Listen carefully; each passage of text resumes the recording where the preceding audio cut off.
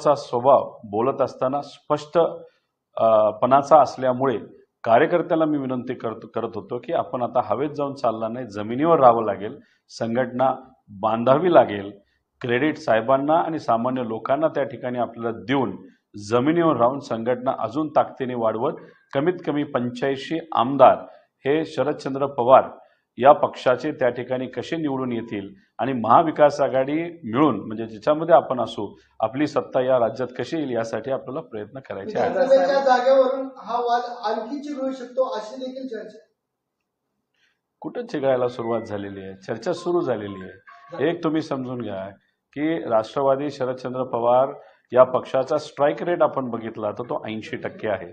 साताऱ्याची जी जागा आहे ती थोडक्यात आपली गेली, ते सुद्धा फसवेगिरी तिथं झाली। जे दुसरं चिन्ह म्हणजे ते पिपाणी चिन्ह आहे तिथं 42,000 ते 50,000 मतदान गेलं म्हणून आपण तिथं कुठेतरी हारलो।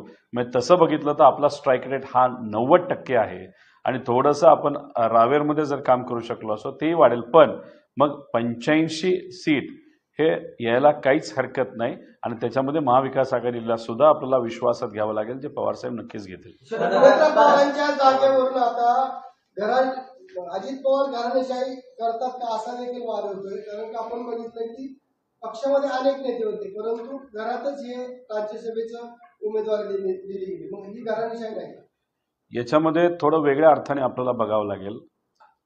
अजितदादांकडे जे नेते गेलेले आहेत ते विकास निधीसाठी गेलेले आहेत, त्यांना पद पाहिजे होतं, नाहीतर या बहुतांश नेत्यांवर ईडी नाही तर सीबीआयची कारवाई त्या ठिकाणी होणार होती नाही तर चालू होती। त्याच्यामध्ये उत्तम उदाहरण हे प्रफुल्ल पटेल साहेब आहेत। त्यामुळे हे सर्व नेते जे अजितदादांबरोबर भाजपबरोबर गेलेले आहेत आणि साहेबांना त्यांनी सोडलेलं आहे त्याच्या मागे एकच कारण होतं, स्वार्थ। आणि स्वार्थ कारण असल्यामुळे या नेत्यांना जर खासदारकी मिळाली याच्यातल्या काही नेत्यांना तर ते भाजपबरोबर कधी जातील हे सांगता येणार नाही, अशी भूमिका नाहीतर असं मत दादांचं त्या ठिकाणी झालं असल्यामुळे दादांनी जो निर्णय घेतला तो राजकीय दृष्टिकोनातून कदाचित योग्य निर्णय असू शकतो। जवळचंच कुणी व्यक्ती मुलगा नाही तर पत्नी असेल तर ते तरी आपल्याला सोडून जाणार नाहीत, या बाकीच्या नेत्यांचा काही भरोसा नाही। मी उलट म्हणतो याच्यातून एक वेगळा अर्थ निघत आहे की त्यांच्या पक्षामध्ये आमदार आणि काही नेते हे जास्त काळ राहतील असं वाटत नाही। वेळ तीच दादा नवा अशी चर्चा सुरू झालेली। काल 70 जणांचं पथक युवा कार्यकर्त्यांचं साहेबांकडे गेलं होतं आणि त्यांनी योगेंद्र पवारांची मागणी केली। शेवटी ते कार्यकर्ते आहेत, भावनिक आहेत, त्यातले अनेक लोक युवा आहेत, प्रेमाने भावनेच्या भरामध्ये काही मागण्या त्या ठिकाणी केल्या जातात, काही वक्तव्य त्या ठिकाणी केली जातात, पण शेवटी इथलं जे सीट आहे हे पवार साहेबांच्या मार्गदर्शनाखाली आजपर्यंत चालत आलेलं आहे आणि नक्कीच अजितदादांना जे पद पवार साहेबांनी दिलं त्या पदाचा योग्य असा वापर करून पवार साहेबांच्या मार्गदर्शनाखाली इथं निधी हा अजितदादांनी आणलेला आहे। दुर्दैव असं अजितदादा विचार सोडून पलीकडे गेलेले आहेत, त्यामुळे हे सीट आता मोकळं झालेलं आहे। त्यामुळे या सीटवर कोणाला द्यायचं हा पूर्णपणे निर्णय आदरणीय पवार साहेबांचा आहे आणि तो इलेक्शनच्या काही दिवसांच्या आधी पवार साहेब स्वतः डिक्लेअर करतील। लोकसभेत पराभव होऊ नये, सुनेत्रा पवार यांना राज्यसभेची उमेदवारी भाजपकडून देण्यात आली, कुठेतरी सुप्रिया सुळे आणि शरद पवारांना शिव देण्यासाठी ही उमेदवारी देण्यात आली अशी चर्चा सुरू आहे। असं नसेल, पण कुठेतरी अजितदादांनी याच्यामध्ये निगोशिएट केलं असेल की घरामध्ये अजून एखादं पद असावं। उद्या आपले आमदार आणि आपले नेते जे आपल्याबरोबर आज आहेत म्हणजे दादांबरोबर जे आहेत ते आपल्याबरोबर राहतीलच असं नाही, मग उद्या जाऊन पुढच्या 6 वर्षासाठी कुठलं तरी पद आपल्याबरोबर असावं या दृष्टिकोनातून दादांनी कदाचित ते निगोशिएट केलं असावं।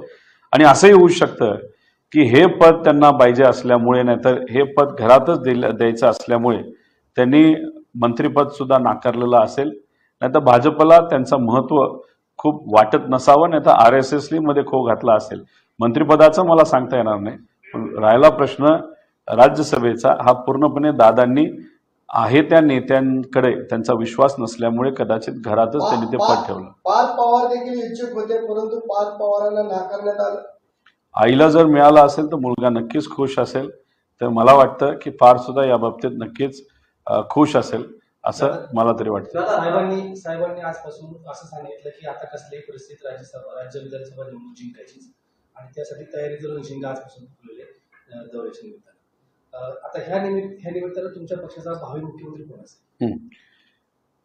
एक तर येत्या काळामध्ये महाविकास आघाडी म्हणून आम्ही सर्वजण लढणार आहोत.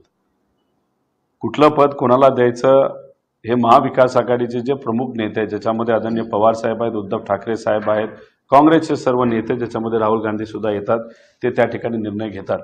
पण समजा फक्त उदाहरण म्हणून फक्त आपल्या पक्षाबद्दल जर बघायचं झालं तर आमच्याकडे खूप सारे असे नेते आहेत आणि सगळ्यात जास्त अनुभवी नेता आमच्या पक्षामध्ये म्हणजे राष्ट्रवादी शरदचंद्र पवार या पक्षामध्ये आज कोण असेल तर ते जयंत पाटील साहेब आहेत. त्यांनी अध्यक्ष म्हणून गेले 6 ते 7 वर्ष त्यांनी पद सांभाळलेलं आहे आणि ते नक्कीच सक्षम पद्धतीने त्या ठिकाणी काम करू शकतात. आणि त्यांच्याच बरोबर जर आपण बघितलं अनिल देशमुख साहेब निष्ठेचं एक उत्तम असं उदाहरण आहे. तसंच आव्हाड साहेब आपल्याबरोबर आहेत. तसंच टोपे साहेब सुद्धा निष्ठावंत आहेत. त्यामुळे अनेक असे एक्सपिरियन्स नेते शरदचंद्र पवार या पक्षाकडे असल्यामुळे मला असं वाटतं की जर महाविकास आघाडीची संधी ही राष्ट्रवादी काँग्रेसला दिली तर याच्यातलं कुणीही एखादा व्यक्ती नाही तर नेता हे पवारसाहेब स्वतः त्या ठिकाणी निवडतील. त्याच्याचबरोबर उद्या जाऊन पवार साहेबांनी ठरवलं तर कदाचित महाविकास आघाडीमधून एखादी महिला मुख्यमंत्री सुद्धा जी पहिली मुख्यमंत्री या राज्याला मिळू शकते आपल्याला. त्यामुळे आज मुख्यमंत्री कोण होणार याच्यापेक्षा आपल्याला लोकांना विश्वासात घेत लोकांच्या हिताचे लोकांना केंद्रबिंदू ठेवून आपल्याला काम करावं लागेल. आणि या इलेक्शनमध्ये आम्ही जी विनंती करणार आहोत ती विनंती असणार आहे की या सर्व शेतकऱ्यांचं जे कर्ज आहे ते त्या ठिकाणी माफ या अधिवेशनामध्ये झालं पाहिजे.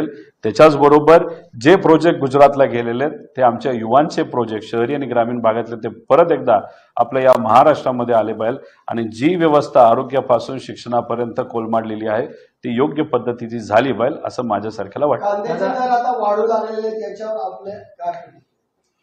आता कांद्याचे रेट वाढत असले तरी कांदा आता शेतकऱ्याकडे किती आहे हे आपल्याला बघावं लागेल. गेल्या वेळेस जो निर्णय केंद्र सरकारने एक्सपोर्ट बॅनचा घेतला त्याच्यामध्ये आपल्या महाराष्ट्रातल्या कांदा उत्पादक शेतकऱ्यांचा 7,500 कोटीचं नुकसान हे झालेलं आहे. नुकसान जे झालं ते राज्य सरकारला हिंमत असेल तर ते त्यांनी भरून काढावं. त्यांना ती हिंमत नसेल तर मग त्या विषयावर कोणी बोलू नये कारण का हा फायदा शेतकऱ्याला आता तरी होत नाही. पवारसाहेबांची शेवटची